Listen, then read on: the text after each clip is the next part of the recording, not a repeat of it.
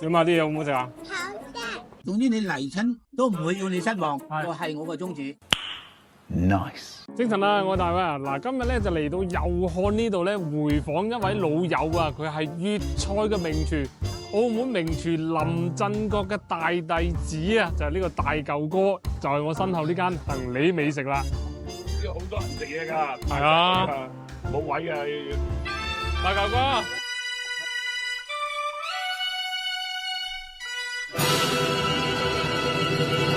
闊別3年啦嘛，大舊哥，我哋應該有啦。3年之後再回訪大舊哥，即係真係中國人嗰個諺語，是金子總是會發光的。咁啊，大舊哥啲技術咧就而家變咗一間網紅店啦，我哋可唔可以咁講咧？都唔好咁講啦，唔好咁講啊嘛，都係你哋奸照，你奸照。嗱，你晚黑爆曬棚喎，而家5、6日晚黑一定要 book 位嘅係嘛？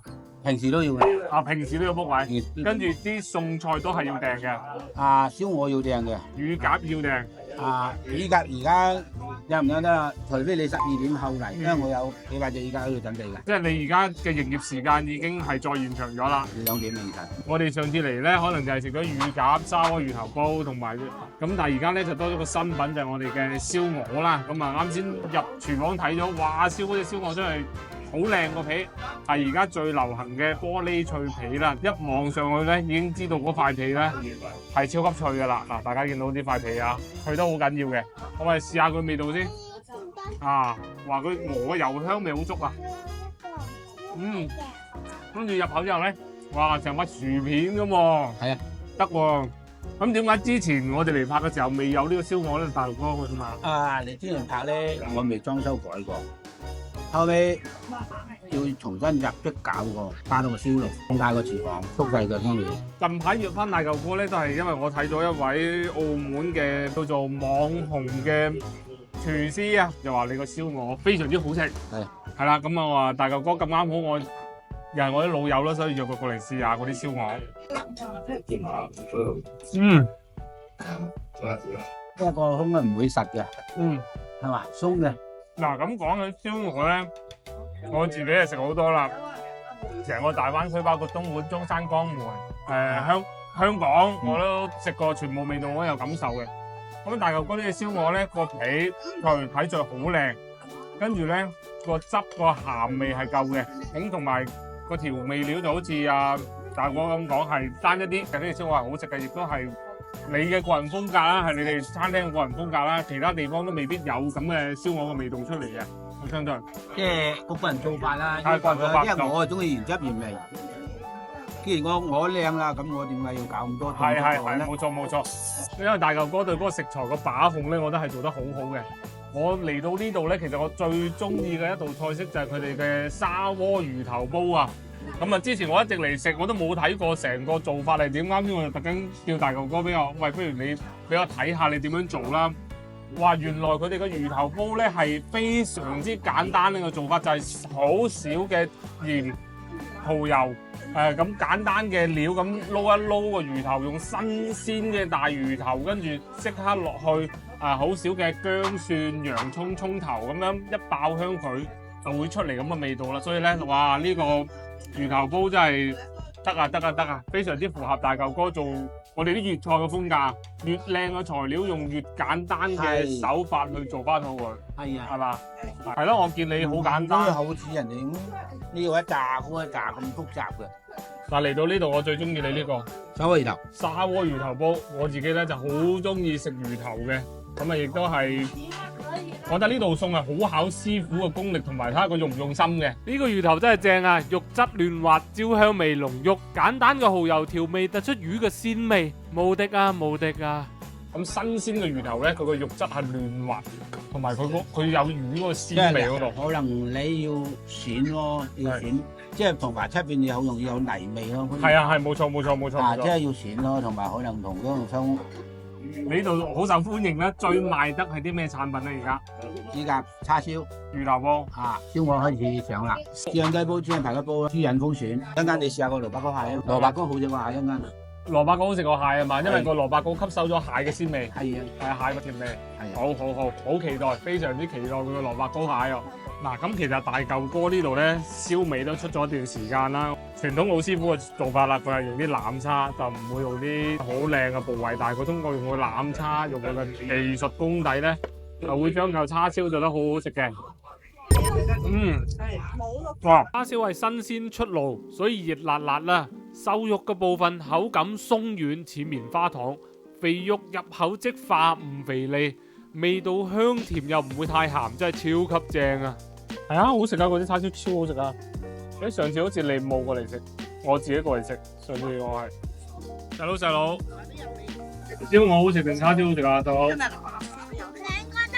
你嘅嗰啲叉燒點啊？好食啊！叉燒，上次我咪過嚟食過咯，好好食啊！上次我都話好食。叉燒一定要配飯先好食噶喎，叉燒。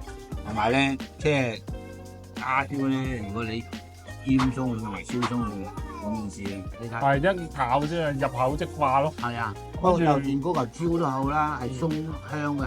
你出邊嚟講呢個叉燒係燒燶咗糊啊嘛。係啊。嗱，呢道菜式咧就係啱先大舊哥叫我一定要試嘅蘿蔔糕蟹煲啦。佢就話蘿蔔會好食過啲蟹喎，咁啊係咪真係咧？要試下啦。哇！我終於明白點解你話蘿蔔糕會好食過蟹啦。因為其實咧，你嗰嚿蘿蔔糕，我相信應該係走過下油，係炸過下，跟住之後佢出嚟嘅口感咧，好似一嚿蟹肉。真嘅，因為佢炸完之後，佢表面係實嘅，中間係鬆嘅，跟住入邊咧仲有蘿蔔絲同埋一啲臘肉粒喺入邊。係啊，跟住所以哇，成個味道咧好鮮，跟住個口感咧就有啲似我哋蟹肉出嚟炒蟹嗰啲蟹肉咁樣。好就哇，所以個味道咧啊，唔怪你話蘿蔔糕好食過蟹啦，因為佢真係索咗蟹嘅。吸晒蟹味。係啊，吸收咗蟹味之後咧，加上佢嘅口感似蟹肉，所以係哇，好似食緊啖蟹肉咁樣喎，OK 喎。好食。其實喺澳門以前有去求美食都可以變賣噶啦，即係20幾年前嗰個珍寶嘅時代啊，解嚟講咪有間珍寶嘛，係我都開檔噶嘛。呢味餸響上海都好受歡迎，受歡迎。而家呢個賣幾錢咧？呢個蟹煲18蚊兩蟹，蘿蔔糕40蚊一份。個蟹嘅做法咧都係傳統粵菜師傅嘅做法啦，會輕輕揩生粉，跟住走油，咁啊鎖住蟹嘅水分同埋佢嘅肉汁響蟹肉入邊。哇，好鮮味啊！呢隻蟹好新鮮啊，咁啊，哇靚啊！呢隻蟹靚喎，咁啊係，有啲黃油蟹咁啊，散咗黃入去喎已經。個蟹真係好似蟹。係啊，呢隻蟹真好靚，因為佢個肉好嫩滑。高手在民間隱世小店就係你呢種啊，大哥哥。你睇下間鋪細細，但係啲嘢食非常之好食，啲客人喺門口就排晒隊。個咩名堂咧，大哥哥而家？椒鹽鮑魚。哇，好香嗰啲椒鹽嗰啲味道啊！哇，嗰啲香料嘅味道係爆晒出嚟，係聞上去好有食慾。試下先。唔會韌嘅。係嘛？一咬即開。入邊菜入邊係嫩滑嘅。包括我啲狗肚都係嘅，外邊係脆嘅，入邊係滑嘅。佢嘅鹹甜味非常之豐富，絕對唔會有生粉嘅感覺嘅。係。跟住入口 feel 到啲油咧，好新鮮啊！絕對唔會有油益味，好食呢個搞到魚。我冇記錯，大舊哥你係中山人嚟噶嘛？係嘛？係啊，所以咧食乳鴿唔使上中山啦，嚟行李就得啦。因為咧呢隻乳鴿，哇，石岐佬都唔夠佢靚。我夠膽講，石岐佬一定冇你做得咁好。即係幾廿年前嘅石岐佬唔敢講啊，但係而家石岐佬一定冇你做得咁好，因為你嗰個玻璃脆皮乳鴿咧。就好似我第一次拍攝咁樣啦，哇，好靚啊！擺咗都一段時間啦，係啊，好耐啦，都3年幾前啦。咁3年之後再嚟試下佢嘅玻璃脆皮乳鴿，哇！一聞上去好香嘅解肉嘅味道啊！跟住鴿入邊個肉汁係好豐富啊，啲水係爆晒嘅。所以而家唔使留噶啦，基本你除咗你12點1點鐘後嚟咧就會冇啦。皮脆肉滑，講緊最靚嘅乳鴿就係呢種啦。而家隻乳鴿仲係賣48、50。50加咗少少價，但係都係非常之抵食嘅，我覺得。咁因為而家中山都賣緊40幾噶啦，我講緊，即係40幾蚊一隻。不過我哋係同埋做招牌。其實做生意係唔啱做，真係唔啱做，攞貨都要。我真係好多睇新片嘅朋友咧，唔知道阿大嚿哥以前嘅廚藝經驗啦，不如由大嚿哥你自己講下。你喺邊度出師，做過邊幾間酒樓啦？第一間就海城酒樓做，跟住就喺皇都酒店做，就培力球美食做，跟住就去咗珍寶美食啦。做完珍寶美食就去咗上海啦，05年去咗上海啦。05年去咗上海，跟住去到疫情翻嚟就開呢個店，真係做翻自己嘅鋪頭啦。係啊，咁就開始慢慢將自己40幾年嘅廚藝嘅絕學經咧，驗啦。係啦，就慢慢推翻出嚟俾啲大眾去品嚐。冇錯，係啦。即係唔覺我做廚房83年到而家40幾年啦。我相信咁多嘅我哋叫食客，佢用佢嘅銀紙啊投票俾你就係咁嘅原因。仲排緊隊而家出面。多謝，即係可以啦，即係都係好多客跟住嗰啲客全部都好熟噶啦，好熟喎。